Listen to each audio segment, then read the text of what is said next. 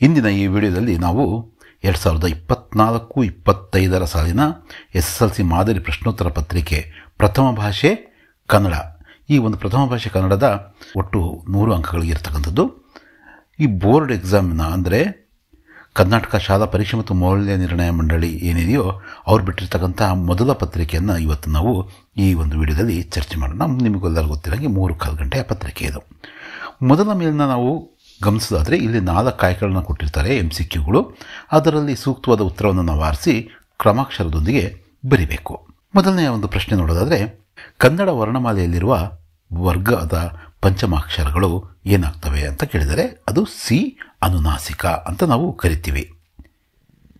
ಪಂಚಮಿ ವಿಭಕ್ತಿಯ ಕಾರಕಾರ್ಥವಿದು ಏನು? ಅಪಾದಾನ ಕಾರಕ.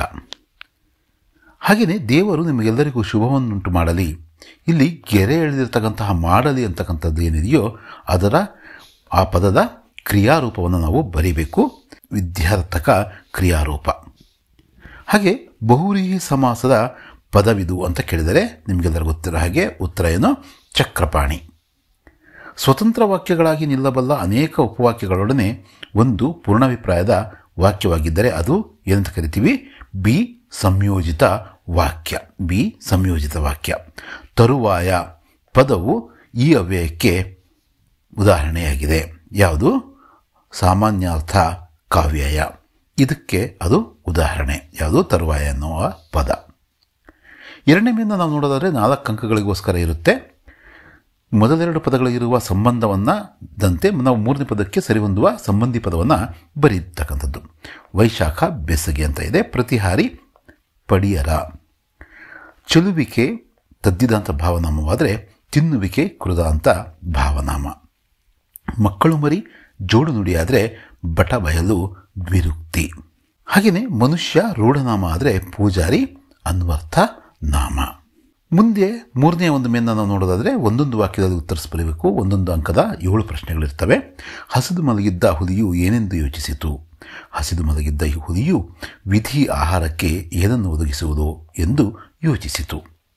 ವಿಶ್ವೇಶ್ವರಯ್ಯ ಅವರನ್ನು ದಿವಾನರಾಗಿ ನೇಮಿಸಿದವರು ಯಾರು? ಮೈಸೂರು ಸಂಸ್ಥಾನದ ಮಹಾರಾಜರಾಗಿದ್ದ ನಾಲ್ವಡಿ ಕೃಷ್ಣರಾಜ ಒಡೆಯರು ವಿಶ್ವೇಶ್ವರಯ್ಯ ಅವರನ್ನು ದಿವಾನರಾಗಿ ನೇಮಿಸಿದರು. ಗಡಿ ಪ್ರದೇಶದಲ್ಲಿ ಬ್ಲಾಕ್ಔಟ್ ನಿಯಮವನ್ನು ಏತಕ್ಕಾಗಿ ಪಾಲಿಸಲಾಗುತ್ತದೆ? ಗಡಿ ಪ್ರದೇಶದಲ್ಲಿ ಯುದ್ಧ ಕಾಲದಲ್ಲಿ ರಾತ್ರಿ ವೇಳೆ ಶತ್ರು ಸೈನಿಕರು ವೈಮಾನಿಕ ದಾಳಿ ಮಾಡಲು ಅವಕಾಶವಾಗದಂತೆ ವಿದ್ಯುತ್ ದೀಪ ಬೆಂಕಿಯನ್ನು ಉರಿಸದೆ ಕತ್ತಲಿನಲ್ಲಿದ್ದು ರಕ್ಷಿಸಿಕೊಳ್ಳುವುದಕ್ಕಾಗಿ ಬ್ಲಾಕ್ಔಟ್ ನಿಯಮವನ್ನು ಪಾಲಿಸಲಾಗುತ್ತದೆ. 14ನೇ ಪ್ರಶ್ನೆ, ಕಾಶ್ಯಪಿ ವಿದ್ಯಾಭ್ಯಾಸಕ್ಕಾಗಿ ತನ್ನ ಮಕ್ಕಳನ್ನು ಯಾರ ಬಳಿಗೆ ಕಳುಹಿಸಿದಳು? ಕಾಶ್ಯಪಿಯು ವಿದ್ಯಾಭ್ಯಾಸಕ್ಕಾಗಿ ತನ್ನ ಮಕ್ಕಳನ್ನು ತನ್ನ ಅಣ್ಣನಾದ ಹಾಗೂ ರಾಜಗೃಹದಲ್ಲಿ ಮಂತ್ರಿಯಾಗಿರುವ ಸೂರ್ಯಮಿತ್ರನ ಬಳಿಗೆ ಕಳುಹಿಸಿದಳು. ಕುದುರೆಯನ್ನು ಲವನು ಯಾವುದರಿಂದ ಕಟ್ಟಿದನು? ಕುದುರೆಯನ್ನು ಲವನು ಉತ್ತರೀಯದಿಂದ ಕಟ್ಟಿದನು. ದ್ರೋಣನು ಪರಶುರಾಮರ ಬಳಿಗೆ ಏಕೆ ಬಂದನು? ದ್ರೋಣನು ಪರಶುರಾಮನ ಬಳಿಗೆ ದ್ರವ್ಯಾರ್ಥಿಯಾಗಿ ಬಂದನು. ಅಮಾಯಕ ಭಾರತೀಯರ ಮೇಲೆ ಗುಂಡಿನ ಮಳೆಗೆರೆದ ಬ್ರಿಟಿಷ್ ಅಧಿಕಾರಿಯ ಹೆಸರೇನು? ಅಮಾಯಕ ಭಾರತೀಯರ ಮೇಲೆ ಗುಂಡಿನ ಮಳೆಗೆರೆದ ಅಧಿಕಾರಿಯ ಹೆಸರು lieutenant governor general Dyer. Dyer ಅಂತಕ್ಕಂಥ ಈ ಹೆಸರನ್ನು ನಾವು ನೆನಪಿಟ್ಕೋಬೇಕು. ಈಗ 2 ಅಥವಾ 3 ಅಥವಾ 4 ವಾಕ್ಯಗಳಲ್ಲಿ ಉತ್ತರ ಬರೆಯಬೇಕು. ಒಟ್ಟು 2 ಅಂಕದ 10 ಪ್ರಶ್ನೆಗಳಿರ್ತವೆ, 20 ಅಂಕಗಳಿಗೋಸ್ಕರ. ಹುಲಿಯು ಹಿಂದಿನಿಂದ ಹಾರಿಕೊಳ್ಳದಿರಲು ಕಾರಣಗಳಾವುವು ಅಂತಕ್ಕಂಥದ್ದು ಮೊದಲನೇ ಪ್ರಶ್ನೆ. ಯಾವ ನಾಡಿನಲ್ಲಿ ಶ್ರೀರಾಮನಂತ ದೊರೆಗಳು ಆಳಿದರೋ, ಭಗವದ್ಗೀತೆಯಂತಹ ಗ್ರಂಥ ಉದ್ಭವಿಸಿತೋ ಆ ಭರತ ಭೂಮಿಯಲ್ಲಿ ಜನಿಸಿದ ಹುಲಿಗಳಾದರೂ ಅಧರ್ಮಕ್ಕೆಡೆ ಗುಡುವುದಂತೆ. ಆದ್ದರಿಂದ ಭರತಖಂಡದ ಹುಲಿಗಳು ಹಿಂದಿನಿಂದ ಹಾರಿ ಕೊಲ್ಲುವುದಿಲ್ಲ, ಏಕೆಂದರೆ ಶತ್ರುಗಳಾದರೂ ಸರಿಯೇ ಬೆನ್ನು ತಿರುಗಿಸುವಾಗ ಕೊಲ್ಲುವುದು ಧರ್ಮವಲ್ಲ. ಆದ್ದರಿಂದ ಹುಲಿಯು ಶಾನುಭೋಗರ ಬೆನ್ನ ಹಿಂದಿನಿಂದ ಹಾರಿ ಕೊಲ್ಲಲಿಲ್ಲ. ನಿರ್ಜೀವವಾಗಿರುವ ಮಗುವನ್ನು ನೋಡಿ ಮುದುಕಿಯು ನಿರಾಶೆಯಿಂದ ಹೇಳಿದ ಮಾತುಗಳಾವುವು? ನಿರ್ಜೀವವಾಗಿರುವ ಮಗುವನ್ನು ನೋಡಿ ಮುದುಕಿಯು ನಿರಾಶೆಯಿಂದ ಇಷ್ಟು ವರ್ಷಗಳಿಂದಲೂ ಹಂಬಲಿಸಿ ಹುಟ್ಟಿದ ಮಗುವು ಕೊನೆಗೂ ದಕ್ಕಲಿಲ್ಲವಲ್ಲ. ಈ ಯುದ್ಧವಿಲ್ಲದೆ ಹೋಗಿದ್ದರೆ ನನ್ನ ಮಗುವನ್ನು ಹೇಗಾದರೂ ಬದುಕಿಸಿಕೊಳ್ಳುತ್ತಿದ್ದೆನಲ್ಲ. ದೇವರೇ, ಈ ಮನುಷ್ಯರಿಗೆ ಎಂಥ ಬುದ್ಧಿ ಕೊಡುತ್ತೀಯಾ ಎಂದು ನುಡಿದಳು. ಲಕ್ಷ್ಮಣನು ಅಣ್ಣನಾದ ರಾಮನನ್ನು ಸಂತೈಸಿದ ಬಗೆ ಹೇಗೆ? ಲಕ್ಷ್ಮಣನನ್ನು ಸೀತೆಗಾಗಿ ಪರಿತಪಿಸುತ್ತಿದ್ದ ಅಣ್ಣನಾದ ರಾಮನನ್ನು ಕುರಿತು ತಾಳಿಕೋ ಅಣ್ಣ ತಾಳಿಕೋ, ಸೂರ್ಯನೇ ತೇಜಗೆಡಲು ಕಾಂತಿಯನ್ನು ನೀಡುವವರು ಯಾರು? ರಾಮನೇ ಧೈರ್ಯಗೆಡಲು ಲೋಕಕ್ಕೆ ಸ್ಥೈರ್ಯವನ್ನು ನೀಡುವವರು ಯಾರು ಎಂದು ಹೇಳಿ ಸಂತೈಸಿದನು. ಶಬರಿಯು ರಾಮನ ಸ್ವಾಗತಕ್ಕಾಗಿ ಮಾಡಿಕೊಂಡಿದ್ದ ಸಿದ್ಧತೆಗಳನ್ನು ತಿಳಿಸಿ. ರಾಮನ ಆಗಮನದ ನಿರೀಕ್ಷೆಯಲ್ಲಿದ್ದ ಶಬರಿಯು ಅರಣ್ಯದಿಂದ ಸವಿಯಾದ ಬಗೆ ಬಗೆಯ ಹಣ್ಣುಗಳನ್ನು ಸಂಗ್ರಹಿಸಿ ತಂದಿಟ್ಟುಕೊಂಡಿದ್ದಳು. ಜೇನುತುಪ್ಪ ಅಧಿಕವಾಗಿರುವ ಮಧುಪರ್ಕವೆಂಬ ಪಾನೀಯವನ್ನು ಸಿದ್ಧಪಡಿಸಿಕೊಂಡಿದ್ದಳು. ಸುವಾಸನೆಯಿಂದ ಕೂಡಿದ ಬಾಡದ ಹೂವುಗಳನ್ನು ಆರಿಸಿ ಮಾಲೆಯನ್ನು ಕಟ್ಟಿ ಇಟ್ಟುಕೊಂಡಿದ್ದಳು. ಹೀಗೆ ಶಬರಿಯು ರಾಮನ ಸ್ವಾಗತಕ್ಕಾಗಿ ಸಿದ್ಧತೆ ಮಾಡಿಕೊಂಡಿದ್ದಳು. ಕರ್ಣನು ಯುದ್ಧದ ವಿಚಾರದಲ್ಲಿ ಕೈಗೊಂಡ ತೀರ್ಮಾನವನ್ನು ಬರೆಯಿರಿ. ನಾಳಿನ ಕೌರವರ ಮತ್ತು ಪಾಂಡವರ ಚದುರಂಗ ಪದದ ನಡುವಿನ ಭಾರತ ಯುದ್ಧವು ಮೃತ್ಯುದೇವತೆಗೆ ಭೋಜನಕೂಟ ಆಗುವುದು. ಈ ಯುದ್ಧದಲ್ಲಿ ನಾನು ಕೌರವನ ಉಪಕಾರದ ಋಣ ತೀರಿಸುವಂತೆ ಹೋರಾಡುತ್ತೇನೆ. ಯುದ್ಧರಂಗದಲ್ಲಿ ಲೆಕ್ಕವಿಲ್ಲದಷ್ಟು ವೀರ ಯೋಧರನ್ನು ಕೊಲ್ಲುತ್ತೇನೆ. ನನ್ನ ಒಡೆಯನಿಗಾಗಿ ಪ್ರಾಣತ್ಯಾಗ ಮಾಡುತ್ತೇನೆ. ಆದರೆ ಸೂರ್ಯನ ಮೇಲಾಣೆ ಕೃಷ್ಣ, ನಿನ್ನ ಪ್ರೀತಿಯ ಪಾಂಡವರನ್ನು ನೋಯಿಸುವುದಿಲ್ಲ ಎನ್ನುವುದು ಯುದ್ಧದ ವಿಚಾರದಲ್ಲಿ ಯಾರ ತೀರ್ಮಾನವಾಗಿತ್ತು? ಕರ್ಣನ ತೀರ್ಮಾನವಾಗಿತ್ತು. ದ್ರೋಣನು ಶಪಥ ಮಾಡುವಾಗ ಹೇಳಿದ ಮಾತುಗಳಾವುವು? ದ್ರೋಣನು ಶಪಥ ಮಾಡುವಾಗ ದೃಪದನನ್ನು ಕುರಿತು, ಎಲೆ ನೀಚನೆ, ನೊಣಕ್ಕೆ ಕಸದ ತಿಪ್ಪೆಯೇ ಶ್ರೇಷ್ಠವಾದುದು ಎಂಬ ಗಾದೆಯಂತೆ ನಿನ್ನ ಯೋಗ್ಯತೆ ನನ್ನವರೆಗೂ ಉಂಟೆ. ಜೊತೆಯಲ್ಲಿ ವಿದ್ಯಾಭ್ಯಾಸ ಮಾಡಿದೆನೆಂಬ ಒಂದು ಕಾರಣದಿಂದ ನಿನ್ನನ್ನು ನಾನು ಕೊಲ್ಲಲಾರೆನು. ಈ ಸಭಾಮಂಡಲದಲ್ಲಿ ನನ್ನನ್ನು ಹೀಯಾಳಿಸಿದ ನಿನ್ನನ್ನು ಅನಾಯಾಸವಾಗಿ ನನ್ನ ಶಿಷ್ಯರಿಂದ ನೀನು ಗಾಬರಿ ಪಡುವಂತೆ ಬಂಧಿಸದೆ ಬಿಟ್ಟರೆ ನಾನು ಮೀಸೆ ಹೊತ್ತಿರುವುದು ವ್ಯರ್ಥವಲ್ಲವೇ ಎಂದು ಹೇಳುತ್ತಾನೆ. ಪುಟ್ಟ ಪೋರಿ ಏಕೆ ಮೂಕವಿಸ್ಮಿತಳಾಗಿದ್ದಾಳೆ. ವಸಂತನ ಆಗಮನ ಕಾಲದಲ್ಲಿ ಪುಟ್ಟಿಯ ಒಡೆಯನ ಮನೆಯ ಅಂಗಳದಲ್ಲಿ ಮಾವಿನ ಮರಗಳು ಹಸುರಾದ ಎಲೆಗಳು ಮತ್ತು ಹಣ್ಣುಗಳಿಂದ ಮೈತುಂಬಿ ನಿಂತಿವೆ. ಆಕಾಶದಲ್ಲಿ ಹಕ್ಕಿಗಳು ರೆಕ್ಕೆಗಳನ್ನು ಬಿಚ್ಚಿ ಹಾರುತ್ತಿವೆ. ಮಾವಿನ ಚಿಗುರನ್ನು ತಿಂದು ಕೋಗಿಲೆಗಳು ಮನದುಂಬಿ ಹಾಡುತ್ತಿವೆ. ಕಡಲು ಉಕ್ಕಿ ಹರಿಯುತ್ತಿದೆ. ಇಳೆಯು ವಸಂತನ ಆಗಮನದ ಸಂತಸದಲ್ಲಿ ಮುಳುಗಿ ಸಂಭ್ರಮಿಸುತ್ತಿದೆ. ಮಲ್ಲಿಗೆಯ ಹೂವುಗಳು ಅರಳಿ ಮುಗುಳು ನಗೆ ಬೀರುತ್ತಿವೆ. ಮನೆಯ ಮುಂದಿನ ಹೊಳೆಯುವ ರಂಗೋಲಿಯಲ್ಲಿ ಬಾಲರವಿಯು ಥಳಥಳಿಸುತ್ತಿದ್ದಾನೆ. ಈ ದೃಶ್ಯವನ್ನು ಕಂಡು ಪುಟ್ಟಪೂರಿಯು ಮೂಕವಿಸ್ಮಿತಳಾಗಿ ಮತ್ತೆ ಮತ್ತೆ ನೋಡುತ್ತಿದ್ದಾಳೆ.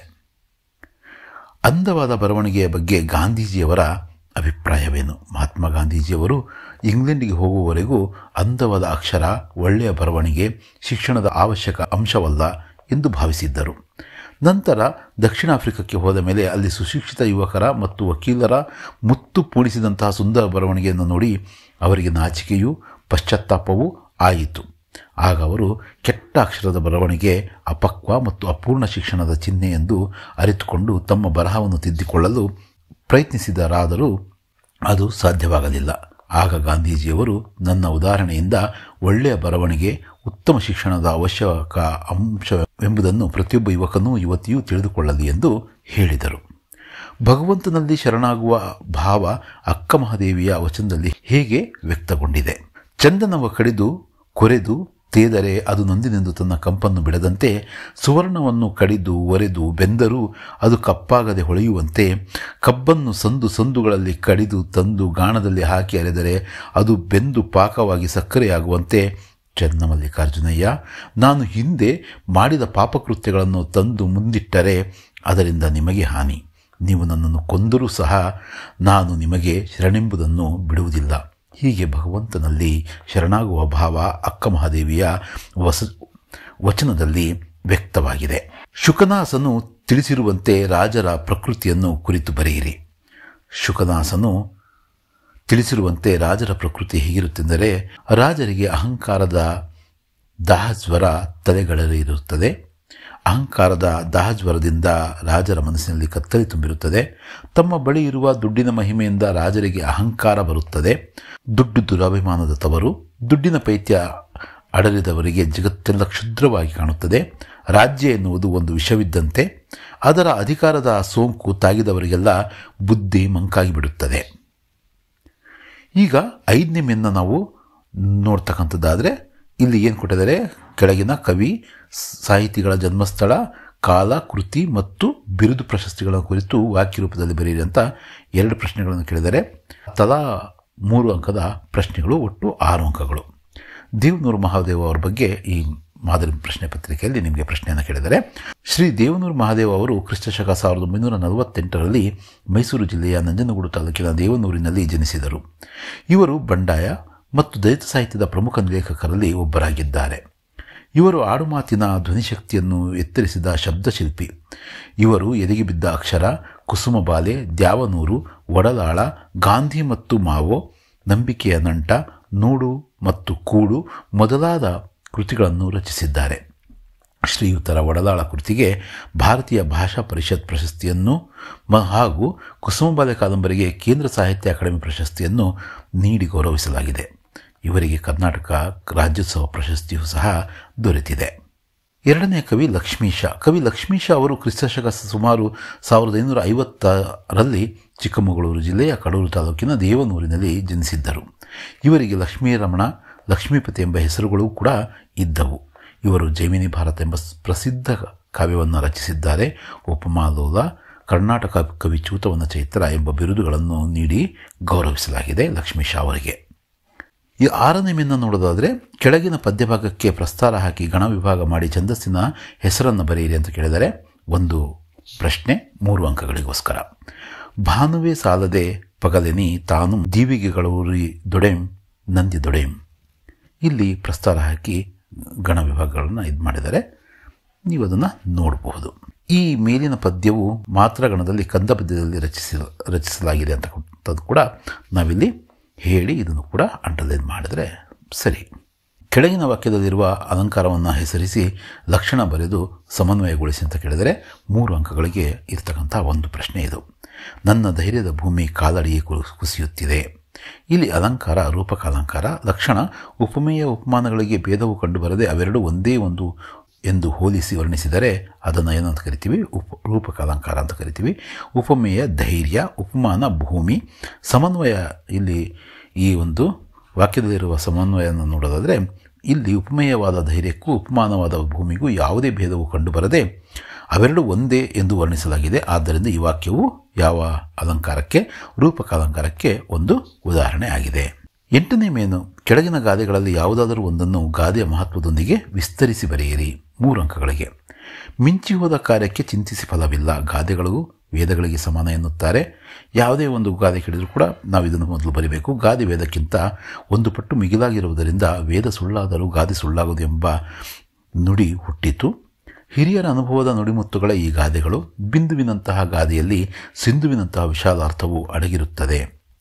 ಅಂತಹ ಮಹತ್ವದ ಗಾದೆಗಳಲ್ಲಿ ಮಿಂಚಿ ಹೋದ ಕಾರ್ಯಕ್ಕೆ ಚಿಂತಿಸಿ ಫಲವಿಲ್ಲ ಎಂಬ ಗಾದೆಯೂ ಸಹ ಒಂದಾಗಿದೆ. ನಾವು ಯಾವುದೇ ಒಂದು ಗಾದೆ ಬಂದರೂ ಕೂಡ ಇಲ್ಲಿ ಅದನ್ನು ಸೇರಿಸಬೇಕು. ಮತ್ತು ಉಳಿದಿರ್ತಕ್ಕಂಥವನ್ನೆಲ್ಲವನ್ನು ಕೂಡ ನಾವೇನು ಮಾಡಬೇಕು? ಆ್ಯಸ್ ಇಟ್ ಈಸ್ ಬರೆದ್ರೆ ಮುಗೀತು.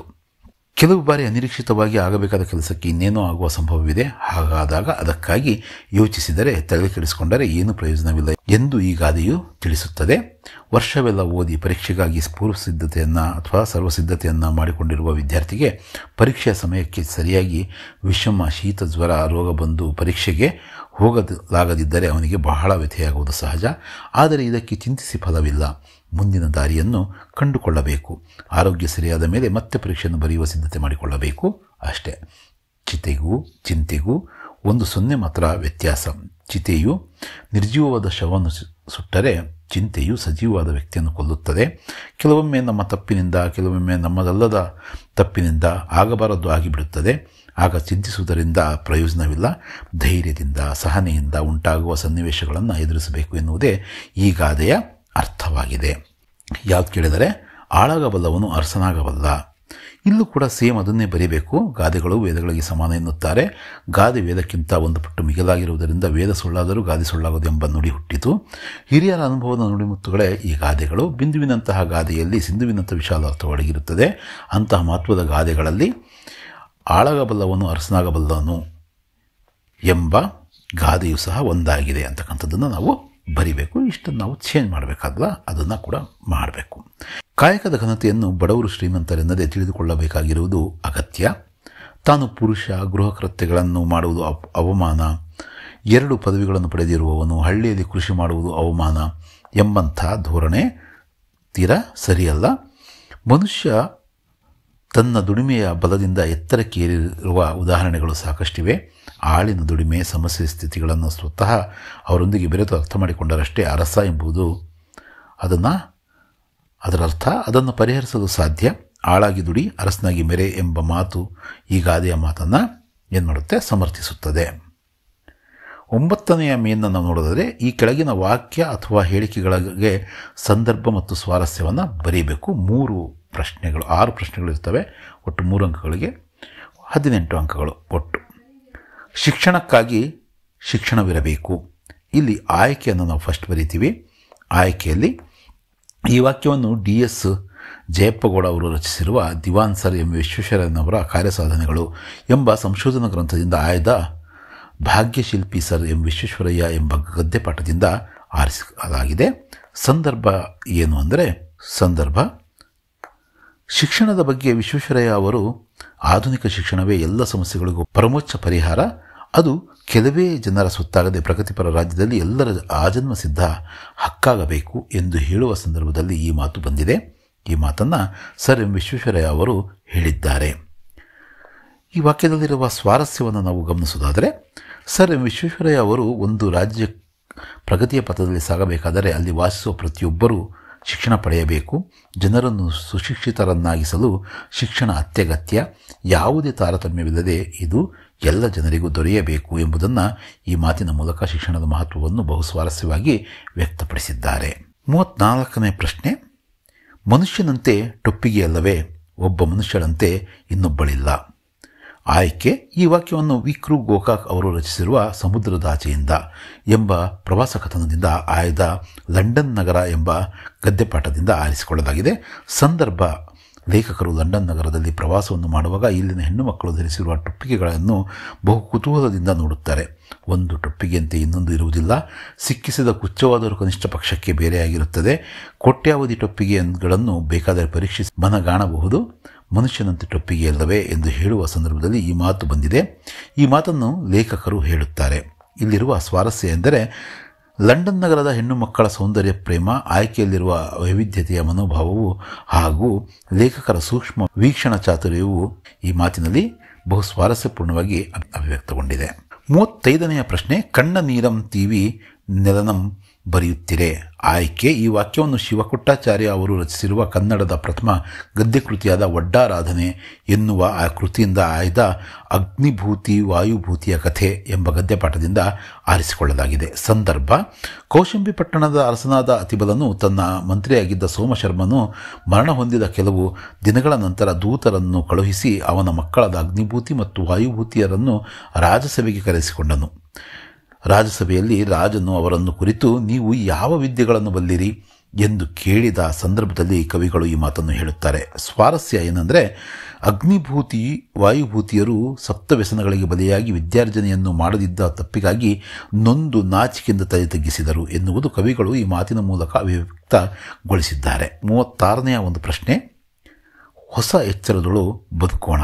ಆಯ್ಕೆ ಈ ವಾಕ್ಯವನ್ನು ಕವಿ ಶ್ರೀ GS ಶಿವರುದ್ರಪ್ಪ ಅವರು ರಚಿಸಿರುವ ಎದೆತುಂಬಿ ಹಾಡಿದೆನು ಕವನ ಸಂಕಲನದಿಂದ ಆಯ್ದ ಸಂಕಲ್ಪ ಗೀತೆ ಎಂಬ ಕವಿತೆಯಿಂದ ಆರಿಸಲಾಗಿದೆ.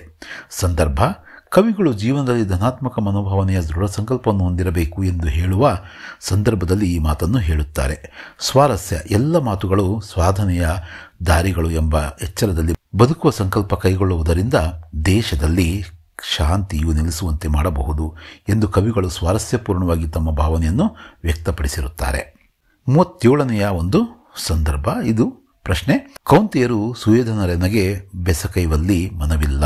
ಆಯ್ಕೆ ಈ ವಾಕ್ಯವನ್ನು ಕುಮಾರವ್ಯಾಸ ಎಂದು ಪ್ರಸಿದ್ಧನಾದ ಗದುಗಿನ ನಾರಾಯಣಪ್ಪನವರು ರಚಿಸಿರುವ ಕರ್ನಾಟಕ ಭಾರತ ಕಥಾಮಂಜರಿ ಎಂಬ ಮಹಾಕಾವ್ಯದ ಉದ್ಯೋಗ ಪರ್ವದಿಂದ ಆಯ್ದ ಕೌರವೇಂದ್ರನ ಕೊಂದೆ ನೀನು ಎಂಬ ಪದ್ಯಭಾಗದಿಂದ ಆರಿಸಲಾಗಿದೆ.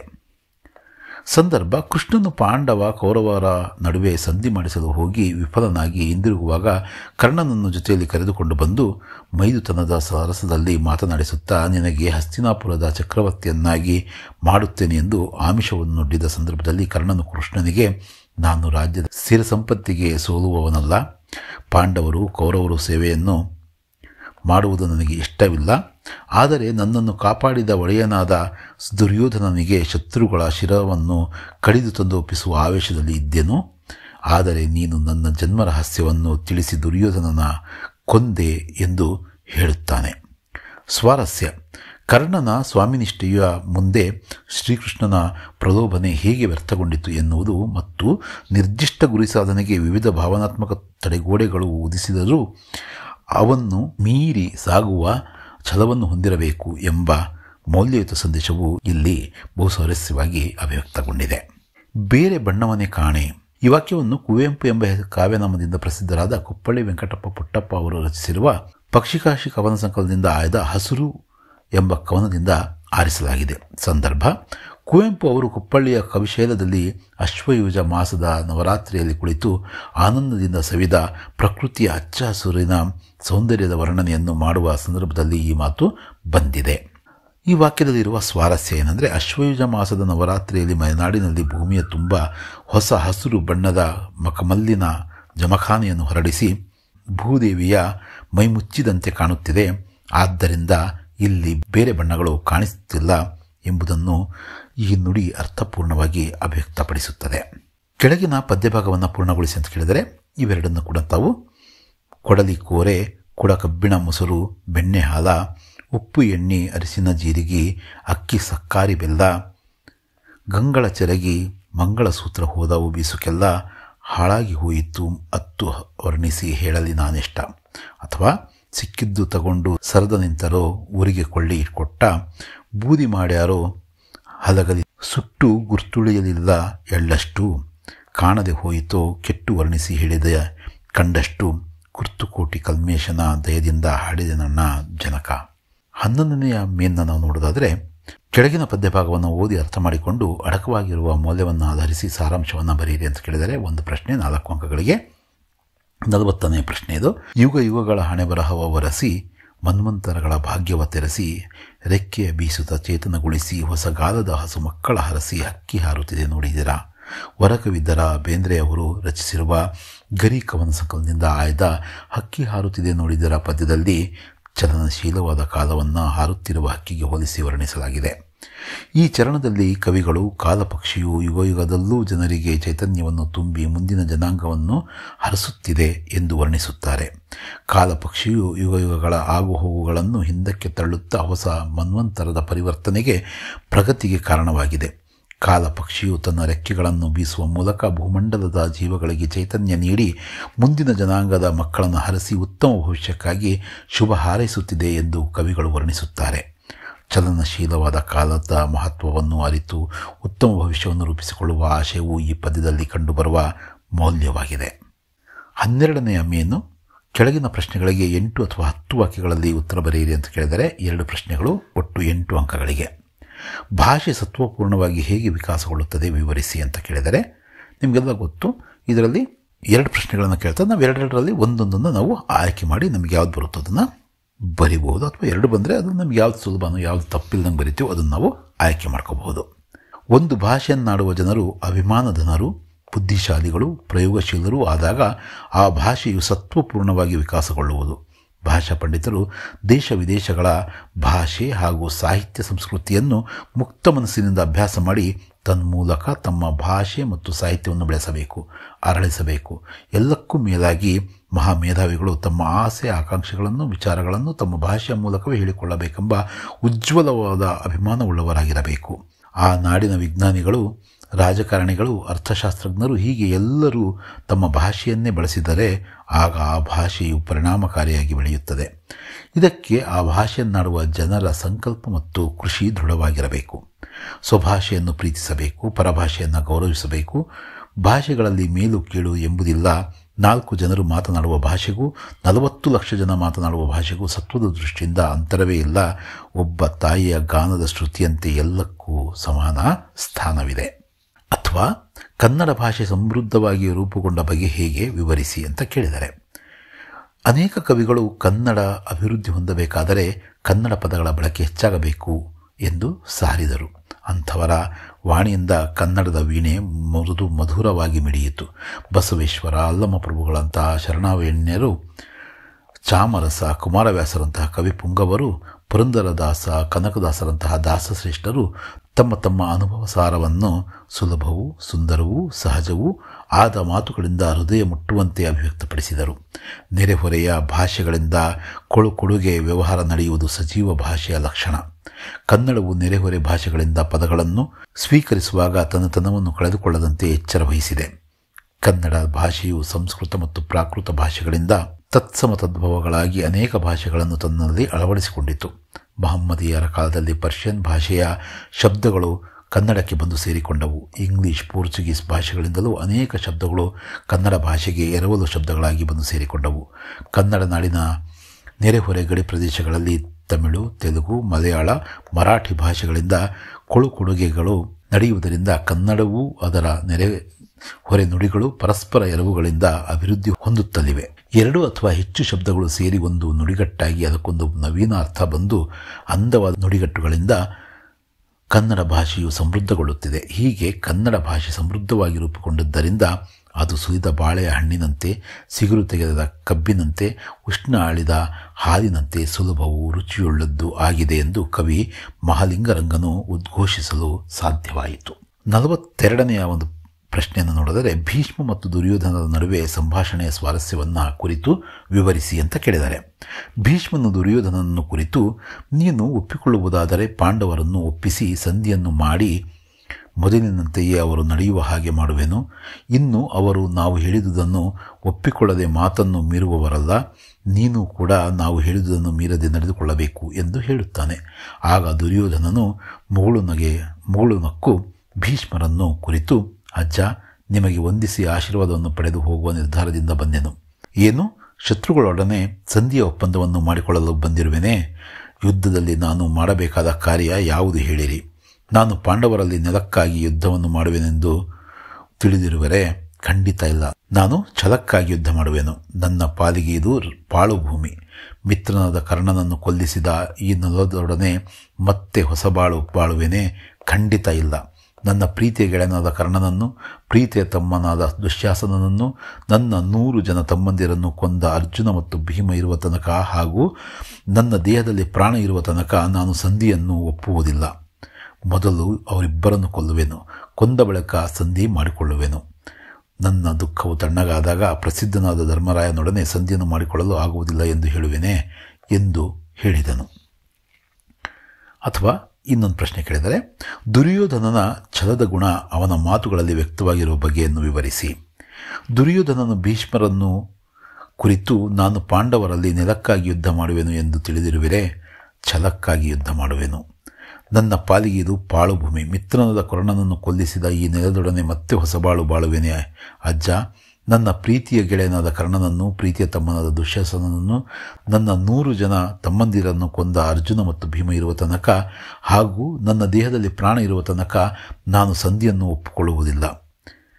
ಮೊದಲು ಅವರಿಬ್ಬರನ್ನು ಕೊಲ್ಲುವೆನು, ಕೊಂದ ಬಳಿಕ ಸಂಧಿ ಮಾಡಿಕೊಳ್ಳುವೆನು. ನನ್ನ ದುಃಖವು ತಣ್ಣಗಾದಾಗ ಪ್ರಸಿದ್ಧನಾದ ಧರ್ಮರಾಯನೊಡನೆ ಸಂಧಿಯನ್ನು ಮಾಡಿಕೊಳ್ಳಲು ಆಗುವುದಿಲ್ಲ ಎಂದು ಹೇಳುವೆನೆ. ನನ್ನ 100 ಜನ ತಮ್ಮಂದಿರು ಶತ್ರುಗಳನ್ನು ಎದುರಿಸಿ ಯುದ್ಧ ಮಾಡಿ ಸತ್ತರು. ಆಗ ನನಗೆ ಕೋಪವು ಹುಟ್ಟಿ ಹೊರಹೊಮ್ಮಿತು. ಸತ್ತವರು ಮತ್ತೆ ಹುಟ್ಟುವುದಿಲ್ಲವೇ? ಆದ್ದರಿಂದ ಪಾಂಡವರೊಡನೆ ಯುದ್ಧ ಮಾಡಿ ಛಲವನ್ನೇ ಮೆರೆಯುವೆನು.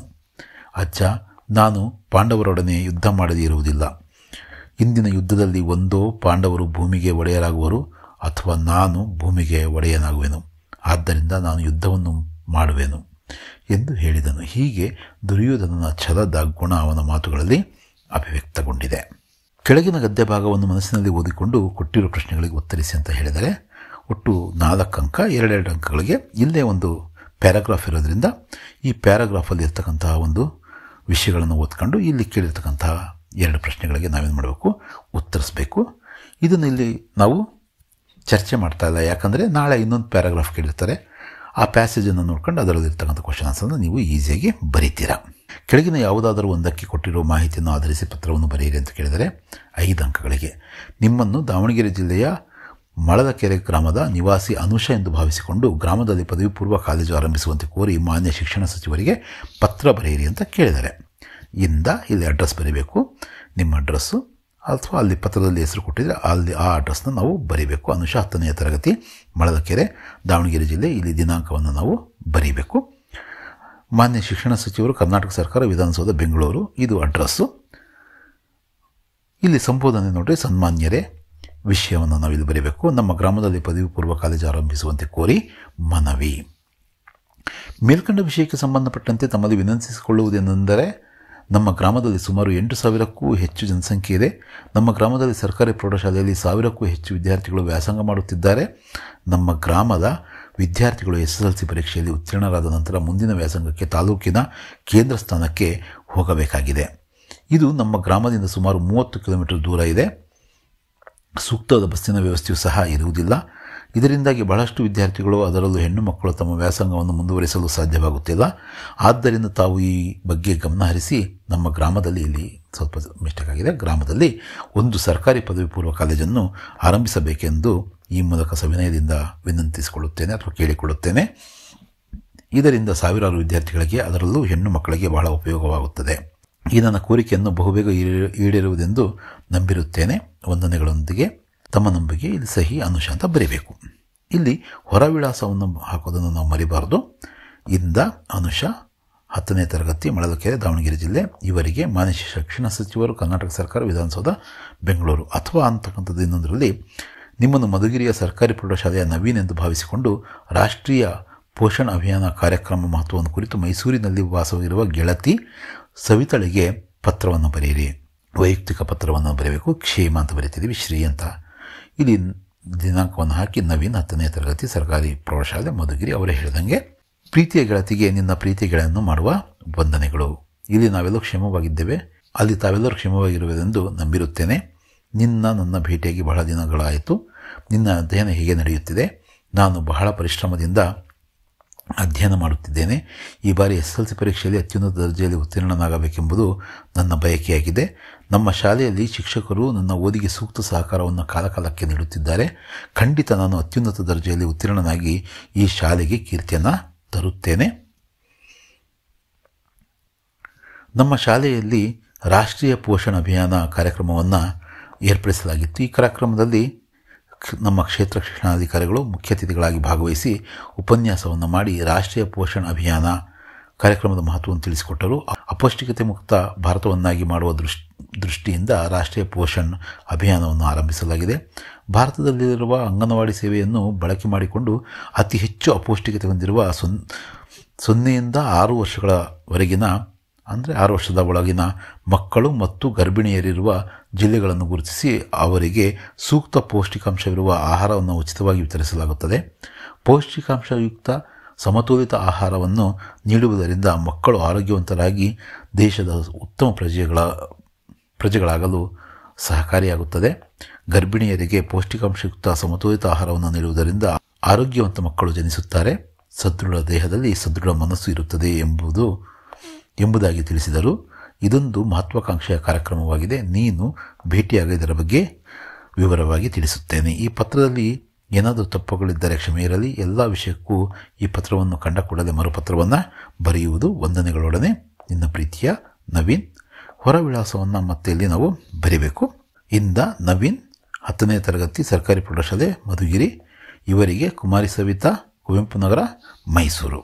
ಕೊನೆಯ ಮೇನು 15ನೆಯ ಒಂದು ಪ್ರಶ್ನೆ. ಕೆಳಗಿನ ಯಾವುದಾದರೂ ಒಂದು ವಿಷಯಕ್ಕೆ 15 ವಾಕ್ಯಗಳ ಕಡಿಮೆ ಇಲ್ಲದಂತೆ ಏನು ಬರೀಬೇಕು? ಪ್ರಬಂಧವನ್ನು ಬರೆಯಿರಿ ಅಂತ ಕೇಳಿದರೆ, ರಾಷ್ಟ್ರೀಯ ಭಾವೈಕ್ಯ ಬೆಳೆಸುವಲ್ಲಿ ರಾಷ್ಟ್ರೀಯ ಹಬ್ಬಗಳ ಪಾತ್ರ, ಈ ವಿಷಯವಾಗಿ ಪ್ರಬಂಧ ಬರೆಯಬೇಕು. ಪ್ರಸ್ತಾವನೆ ಅಥವಾ ಪೀಠಿಕೆ. ದೇಶಪ್ರೇಮ ಹಾಗೂ ರಾಷ್ಟ್ರೀಯ ಭಾವೈಕ್ಯವನ್ನು ಬೆಳೆಸುವಲ್ಲಿ ರಾಷ್ಟ್ರೀಯ ಹಬ್ಬಗಳು ಮಹತ್ವದ ಸ್ಥಾನವನ್ನು ವಹಿಸುತ್ತವೆ. ರಾಷ್ಟ್ರೀಯ ಹಬ್ಬಗಳು ರಾಷ್ಟ್ರದ ಜನರಲ್ಲಿರುವ ಜಾತಿ, ಮತ, ವರ್ಣ, ಧರ್ಮ, ಭಾಷೆ, ಪ್ರಾಂತ್ಯ ಭೇದ ಭಾವಗಳನ್ನು ಹೋಗಲಾಡಿಸಿ ನಾವೆಲ್ಲರೂ ಒಂದೇ ಎಂಬ ರಾಷ್ಟ್ರೀಯ ಮನೋಭಾವವನ್ನು ಮೂಡಿಸುತ್ತವೆ. ಆದ್ದರಿಂದ ರಾಷ್ಟ್ರೀಯ ಹಬ್ಬಗಳನ್ನು ಬಹು ವಿಜೃಂಭಣೆಯಿಂದ ಆಚರಿಸಬೇಕು. ವಿಷಯ ನಿರೂಪಣೆ ಹೀಗೆ ಬರೆಯಬಹುದು. ನಮ್ಮ ಭಾರತ ದೇಶದಲ್ಲಿ ಆಗಸ್ಟ್ 15ರ ಸ್ವಾತಂತ್ರ್ಯೋತ್ಸವ, ಜನವರಿ 26ರ ಗಣರಾಜ್ಯೋತ್ಸವ, ಅಕ್ಟೋಬರ್ 2ರ ಮಹಾತ್ಮ ಗಾಂಧಿ ಜಯಂತಿ ಮೊದಲಾದ ದಿನಗಳನ್ನು ರಾಷ್ಟ್ರೀಯ ಹಬ್ಬಗಳು ಎಂದು ಆಚರಿಸಲಾಗುತ್ತದೆ. ರಾಷ್ಟ್ರದಲ್ಲಿ ವಾಸಿಸುವ ಜನರೆಲ್ಲರೂ ಒಗ್ಗೂಡಿ ಆಚರಿಸಬೇಕಾದ ಹಬ್ಬದ ದಿನಗಳಿವು. ನಮ್ಮ ದೇಶದ ಸ್ವಾತಂತ್ರ್ಯಕ್ಕಾಗಿ, ರಕ್ಷಣೆಗಾಗಿ, ಏಳಿಗೆಗಾಗಿ ದುಡಿದ ಮಹನೀಯರುಗಳನ್ನು ಸ್ಮರಿಸುವ ದಿನಗಳಿವು. ನಮ್ಮ ಹಿರಿಯರ ತ್ಯಾಗ, ಬಲಿದಾನಗಳ ಮಹತ್ವವನ್ನು ಅರಿಯುವ ದಿನಗಳಿವು. ಮುಂದಿನ ಜನಾಂಗಕ್ಕೆ ನಮ್ಮ ದೇಶದ ಸಮಗ್ರತೆ ಮತ್ತು ಏಕತೆಯನ್ನು ಕಾಪಾಡುವಂತೆ ದೀಕ್ಷೆ ಕೊಡುವ ದಿನಗಳಿವು. ರಾಷ್ಟ್ರಭಕ್ತರ ಜೀವನ ಸಾಧನೆಗಳನ್ನು ಮಕ್ಕಳಿಗೆ ತಿಳಿಸಿ ಹೇಳುವ ದಿನಗಳಿವು. ನಮ್ಮ ದೇಶವನ್ನು ಸಂರಕ್ಷಣೆ ಮಾಡುವ ವೀರ ಸೈನಿಕರಿಗೆ ಗೌರವ ಸೂಚಿಸುವ ದಿನಗಳಿವು. ಪ್ರತಿಯೊಬ್ಬ ಭಾರತೀಯನು ಸಂಭ್ರಮದಿಂದ ಭಾಗವಹಿಸಿ ತನ್ನ ದೇಶ ಪ್ರೇಮವನ್ನು ಜಗತ್ತಿಗೆ ಸಾರುವ ಸುದಿನಗಳಿವು. ರಾಷ್ಟ್ರೀಯ ಹಬ್ಬಗಳು ಶಾಲಾ, ಕಾಲೇಜು, ಸರ್ಕಾರಿ ಕಚೇರಿಗಳಲ್ಲಿ ಮಾತ್ರ ಆಚರಿಸುವ ಹಬ್ಬಗಳಾಗಬಾರದು. ಪ್ರತಿ ಮನೆ, ಗ್ರಾಮ, ಪಟ್ಟಣ, ನಗರಗಳಲ್ಲಿ ಜಾತಿ, ಮತ, ವರ್ಣ, ಧರ್ಮ, ಭಾಷೆ, ಪ್ರಾಂತ್ಯ ಭೇದ ಭಾವಗಳಿಲ್ಲದೆ ಆಚರಿಸುವ ಪ್ರಮುಖ ಹಬ್ಬವಾಗಬೇಕು. ಆಗ ಮಾತ್ರ ನಾವೆಲ್ಲರೂ ಒಂದೇ ಎಂಬ ರಾಷ್ಟ್ರೀಯ ಭಾವೈಕ್ಯತೆಯು ಮೂಡಲು ಸಾಧ್ಯವಾಗುತ್ತದೆ. ಉಪಸಂಹಾರ, ನಿಷ್ಕರ್ಷೆ ಹೀಗೆ ಹೇಳ್ಬೋದು. ಕಾಲೇಜು ಹಾಗೂ ಸರ್ಕಾರಿ ಕಚೇರಿಗಳಲ್ಲಿ ರಾಷ್ಟ್ರೀಯ ಹಬ್ಬಗಳನ್ನು ಬಹು ವಿಜೃಂಭಣೆಯಿಂದ ಆಚರಿಸಬೇಕು. ಒಂದೆಡೆ ಸೇರಿ ಪರಸ್ಪರ ಶುಭಾಶಯಗಳನ್ನು ವಿನಿಮಯ ಮಾಡಿಕೊಳ್ಳಬೇಕು. ಪ್ರತಿಯೊಬ್ಬರ ಮನೆಗಳಲ್ಲೂ ಹಬ್ಬದ ಸಂಭ್ರಮವಿರಬೇಕು. ಮನೆಗಳಲ್ಲೂ ನಾವು ಆಚರಿಸುತ್ತಿರುವ ದಿನಗಳ ಮಹತ್ವದ ಬಗ್ಗೆ ಎಲ್ಲರಿಗೂ ಅರಿವು ಮೂಡಿಸಬೇಕು. ನಮ್ಮ ದೇಶದ ಸ್ವಾತಂತ್ರ್ಯ ಸೇನಾನಿಗಳ ಬಗ್ಗೆ ಅಭಿಮಾನ ಮೂಡುವಂತಹ ಕಾರ್ಯಕ್ರಮಗಳನ್ನು ಹಮ್ಮಿಕೊಳ್ಳಬೇಕು. ಪ್ರತಿ ಮನೆ, ಗ್ರಾಮ, ಪಟ್ಟಣ, ನಗರಗಳಲ್ಲಿ ಇದು ನಮ್ಮ ಹಬ್ಬವೆಂಬ ಸಂಭ್ರಮವಿರಬೇಕು ಎಂಬುದು ನನ್ನ ಅಭಿಪ್ರಾಯವಾಗಿದೆ. ಅಥವಾ ಇನ್ನೊಂದು ಕೇಳಿದರೆ ಸಾಮಾಜಿಕ ಜಾಲತಾಣಗಳ ಸದ್ಬಳಕೆ ಅಂತ ಕೇಳಿದ್ದಾರೆ. ಪೀಠಿಕೆ. ಇಂದಿನ ತಂತ್ರಜ್ಞಾನ ಆಧಾರಿತ ಯುಗದಲ್ಲಿ ಸಾಮಾಜಿಕ ಜಾಲತಾಣಗಳು ಮಹತ್ವದ ಪಾತ್ರವನ್ನು ವಹಿಸುತ್ತಿವೆ. ಫೇಸ್ಬುಕ್, ಟ್ವಿಟರ್, ಇನ್ಸ್ಟಾಗ್ರಾಮ್, ವಾಟ್ಸಪ್ ಮೊದಲಾದ ಸಾಮಾಜಿಕ ಜಾಲತಾಣಗಳು ಜಗತ್ತಿನ ಜನರನ್ನು ನಿಕಟವಾಗಿಸಿಕೊಂಡಿವೆ. ಇವುಗಳಿಲ್ಲದೆ ಜೀವನವೇ ಸಾಧ್ಯವಿಲ್ಲ ಎನ್ನುವಷ್ಟರ ಮಟ್ಟಿಗೆ ಸಾಮಾಜಿಕ ಜಾಲತಾಣಗಳು ಅಬಾಲವೃದ್ಧರವರೆಗೆ ಎಲ್ಲರನ್ನು ಆಕರ್ಷಿಸಿವೆ. ಇವುಗಳನ್ನು ಬಳಸುವಲ್ಲಿ ಎಚ್ಚರಿಕೆ ಇಲ್ಲದಿದ್ದರೆ ಅಪಾಯ ಖಂಡಿತ. ಆದ್ದರಿಂದ ಇವುಗಳನ್ನು ಸದ್ಬಳಕೆ ಮಾಡಿಕೊಂಡಾಗ ಮಾತ್ರ ನಮ್ಮ ಜ್ಞಾನಾಭಿವೃದ್ಧಿಯಾಗುತ್ತದೆ, ಉತ್ತಮ ಮನೋರಂಜನೆಯನ್ನು ಸಹ ನೀಡುತ್ತದೆ. ವಿಷಯ ನಿರೂಪಣೆ. ಸಾಮಾಜಿಕ ಜಾಲತಾಣಗಳಲ್ಲಿ ಸಮಾಜದ ಪ್ರಗತಿಗೆ ಸಹಾಯ ಮಾಡುವ ಉಪಯುಕ್ತ ವಿಷಯಗಳನ್ನು ಹಂಚಿಕೊಳ್ಳಬೇಕು. ವಿದ್ಯಾಭ್ಯಾಸ, ಉದ್ಯೋಗಾವಕಾಶ, ಆರೋಗ್ಯ ಮಾಹಿತಿ, ತಂತ್ರಜ್ಞಾನ ಸಂಬಂಧಿತ ವಿಷಯಗಳಿಗೆ ಬಳಕೆ ಮಾಡಿಕೊಳ್ಳಬೇಕು. ಸಾಮಾಜಿಕ ಸಮಸ್ಯೆಗಳಿಗೆ ಪರಿಹಾರ ಕಂಡುಕೊಳ್ಳುವ ಮತ್ತು ಸಾಮೂಹಿಕ ಹೋರಾಟವನ್ನು ಸಂಘಟಿಸಲು ಇವು ಪೂರಕವಾಗಬೇಕು. ಕಲೆ, ಸಾಹಿತ್ಯ, ವೈಯಕ್ತಿಕ ಪ್ರತಿಭೆ ಪ್ರದರ್ಶನಕ್ಕೆ ಇವು ವೇದಿಕೆಗಳಾಗಬೇಕು. ವಿದ್ಯಾರ್ಥಿಗಳು ಪ್ರಾಜೆಕ್ಟ್ ಕಾರ್ಯಕ್ರಮಗಳಿಗೆ ಹೊಸ ವಿಷಯಗಳನ್ನು ಕಲಿಯಲು ಇವನ್ನು ಬಳಸಿಕೊಳ್ಳಬೇಕು. ಸಾಮಾಜಿಕ ಜಾಲತಾಣಗಳಲ್ಲಿ ದೊರೆಯುವ ಶೈಕ್ಷಣಿಕ ಮಾಹಿತಿಗಳು ಮತ್ತು ವಿಡಿಯೋಗಳನ್ನು ಬಳಸಿಕೊಂಡು ನಮ್ಮ ಜ್ಞಾನವನ್ನು ವೃದ್ಧಿಸಿಕೊಳ್ಳಬೇಕು. ವಿದ್ಯಾರ್ಥಿಗಳು ಸಾಮಾಜಿಕ ಜಾಲತಾಣಗಳನ್ನು ಅತಿಯಾಗಿ ಬಳಸುವ ಚಟಕ್ಕೆ ಬಲಿಯಾಗಬಾರದು.